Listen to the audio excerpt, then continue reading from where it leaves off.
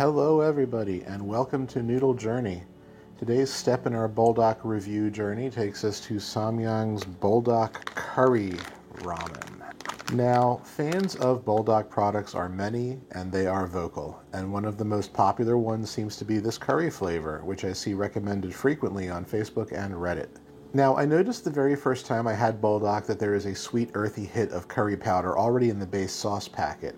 And that flavor, along with the umami, smokiness, and spice, is kind of what defines Samyang's Buldak sauce flavor in general for me. So what I'm imagining about this is that there's going to be an extra shot of curry spices in the sauce mix here to amp this up. And if it's the same curry spices I've been tasting in Buldak all along, that is going to be a good thing. If you want a long-winded discussion about my taste buds in curry, I will refer you back to episode 15 where I reviewed Prima Taste Singapore Curry La Mian. But suffice it to say, I really like a well-blended curry, and my taste buds yell at me if I eat an unbalanced curry. So with that in mind, let's check this out.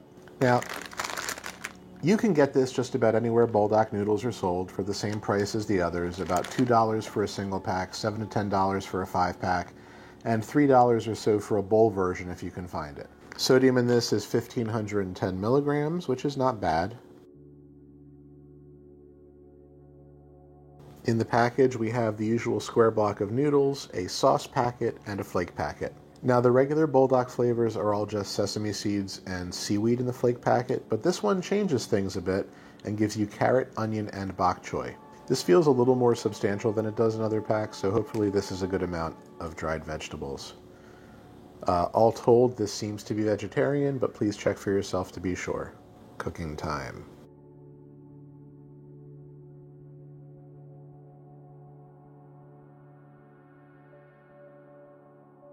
And here we are. And surprisingly, as far as aromas go, this doesn't really smell anything like Buldak's other flavors. Like the curry spices are the only thing hitting my nose right now. And it smells really good. I'm excited to try this, so let's go for it.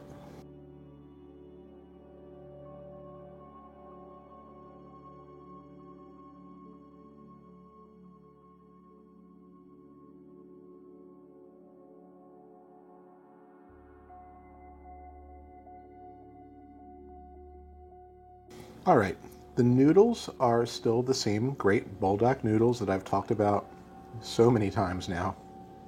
Good chew, good texture, appropriate thickness, 8 out of 10, as always. And the spice level is wow, it's really tame for Buldak. I mean, look, it still burns. Buldak is never not going to burn you. But compared to the light and lovely hot varieties I just reviewed, this is almost in the same realm. Dare I say comfortable? Not at all what I expected. In fact, this is pretty far from the spiciest curry I've ever had. The My Koali Penang white curry still is the reigning king of spicy curries for me. So, not at all what I expected. This is about a 5 out of 10 on the spice level.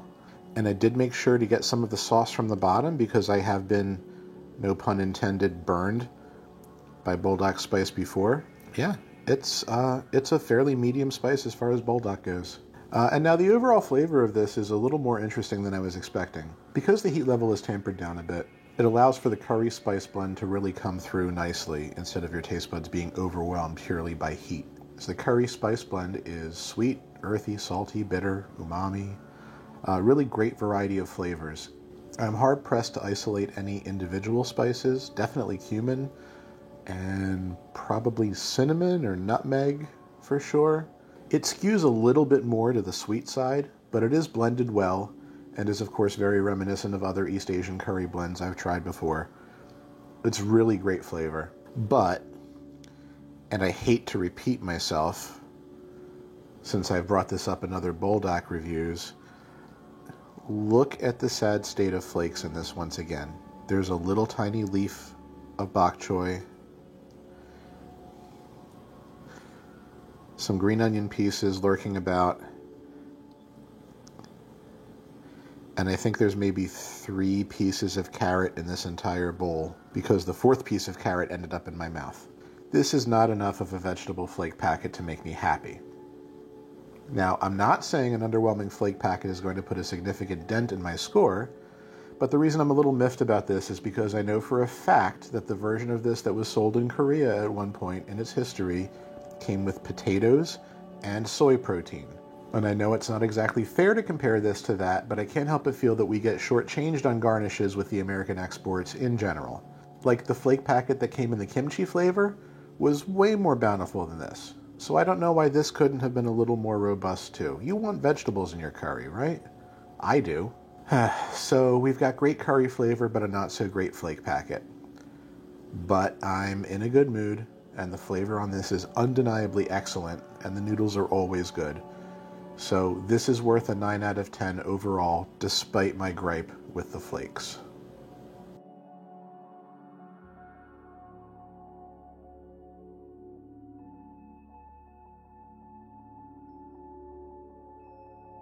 If you're a fan of spicy curry noodles, just go buy this. Don't even think about it. Even though I went off on a tear about the flake sachet, the flavor is dynamite and is up there with my favorite curry packs. Just be prepared to add some of your own ingredients to it if you want something more substantial. Do you think I'm too harsh on the flake packets? Is it unfair to expect a reasonable amount of vegetables with my noodles? Leave me some comments and we can discuss. And as a less petty discussion, do let me know if you've tried these and what you think, or if there's other curry noodles you can recommend that I haven't reviewed yet. Just 2 more Buldak reviews to go for now, and I am really excited for the final ones. So if you're excited for more Buldak reviews, I hope you'll like this video and subscribe to the channel so I can keep this going. Hope to see you next time on Noodle Journey.